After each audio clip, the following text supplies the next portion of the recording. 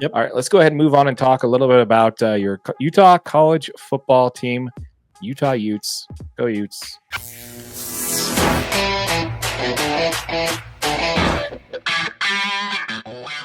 We were about a month out from the Forever 22 game.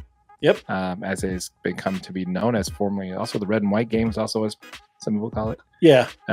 Basically where the team plays each other with Whittingham on the field, standing behind everybody. Yeah, literally directly on the field with the headset on. Yeah, it's great. It's great. If you haven't been to that game, you definitely should check it out. Prices went up this year. Did you see that? I did. I got tickets to it. Yeah, it's $10 for the bench seats, $20 for the back seats, and I think $50 for the premium seats or something like that. Yeah. So yeah, man, that's. Yeah, I think I got like the $20 seats. So we've got chairback seats, like 40-yard line. Anyway, so back to when it comes to the Forever 22 game, it's going to be on Saturday, April 19th.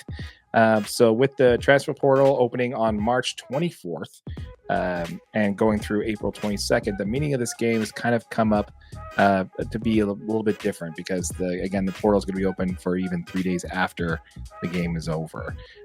Players can jump ship, go elsewhere, make commitments elsewhere. So some schools have actually canceled their spring ball game altogether. Yeah. And some have gone a completely different route to have some kind of way to engage with the fans. While Utah hasn't said anything official about it yet, Coach Witt had stated in interviews that it's definitely something there that's in discussion up there on the Hill. What are your thoughts on this?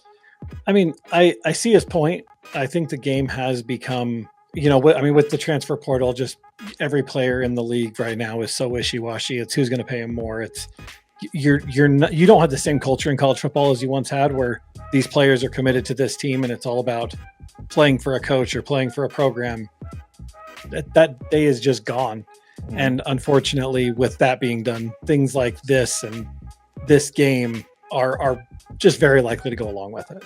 Yeah. So we have had some kind of discussion on this previously that this might be the route that the University of Utah may cancel it.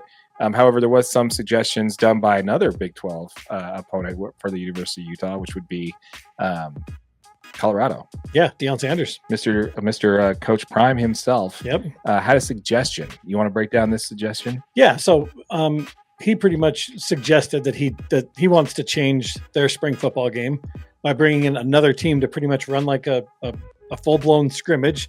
Very similar to NFL preseason games, right? Like that's kind of how the NFL does it. You bring in a team, you guys play each other.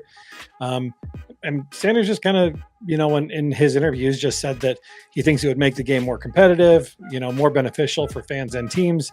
And pretty much instead of the typical intra-squad scrimmage that most teams are doing. I mean, he even had Syracuse head coach Fran Brown, went onto social media and responded to him saying like, yeah, we'll come to Boulder for 3 days if you want to join in on that. Yeah. So like it combines practice. Yeah. So that's exactly how the NFL teams do it, right? They actually practice together, like on opposite sides of the field for a couple of days. And then in the third day, they get together and they play a game. So I think it's a great point. I think that is a much better idea. I think it's a great way to encourage fans to come out, because if you can get an early look at getting your team on the field, and don't get me wrong, you're not going to see your starters play the whole game. They're going to play 1 or 2 sets, and then it's going to be pretty much on to the backups. And you're going to see, guys get different opportunities and stuff. But this is a great idea. Yeah, I mean, that's kind of my thought exactly. Like my thoughts on why this would be a good idea. As far as an exhibition game against somebody even in your own conference, maybe even a rival. Can you imagine how that would play out? And it wouldn't even need to. I don't even think your starters or people that are going to start for your squad that fall would even be in the game. They'd be on the sidelines. They'd be cheering them on. This could literally be your 3rd and 4th string non-scholarship players, etc. They're really looking for a way to showcase their talent in front of a couple of teams. Yeah. And and if you got to get a chance to televise this is an opportunity for those people to get some eyeballs on them. Yeah. And really kind of earn their spot on a team.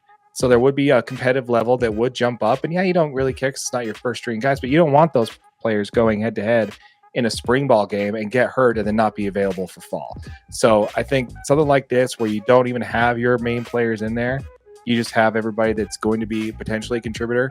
I think this would be a brilliant way to do it. A perfect showcase. And I think you'd get a ton of effort out of it, purely because you're going to have guys, like you said, that are, especially if that transfer portal is open 3 days after that. Yeah. Right? Yeah. If this thing's publicized or you get, you know what I mean? Like you're going to have eyeballs on the game. And if you can go out there and show out, you could get a chance on your own team. You know, you could move up a depth chart by showing out in one of these games against whether it be a conference opponent or, you know, a low or like an FBS school, or whoever you come to play against, right? The fact is you're going to have an opportunity. This would make that game really fun to go to.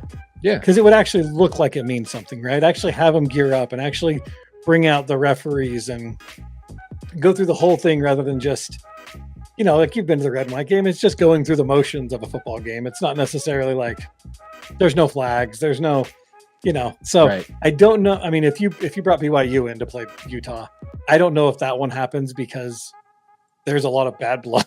Yeah. Right. Like that one's pretty rough, but I you know, don't if you could get somebody like, you know, one of these future Pac-12 teams, I mean, Utah State.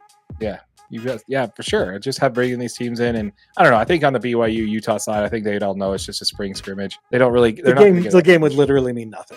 But yeah, so I think it's definitely going to be worth, you know, as far as, you know, an opportunity to just do something new. He's right that the game basically is not really doing anything for anybody. Really, it's nice to go to on a Saturday. Yeah, it's fun, especially if the weather's nice. It's cool to go and but it's hang out, be in a college football stadium. But that's it. Yeah, pretty much it. We want to hear from you. Let us know what your thoughts are in the comments down below in regards to the potential of a change for the University of Utah spring ball game. Do you want to keep the Forever 22 a red and white game where you just the team plays each other, or are you okay with Coach Prime's idea of extending it to something like more of an actual exhibition game against an opponent? We'd love to hear from you. Let us know in the comments down below.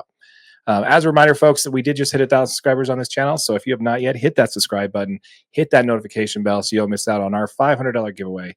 5 subscribers are each going to earn $100 each if you subscribe to the channel.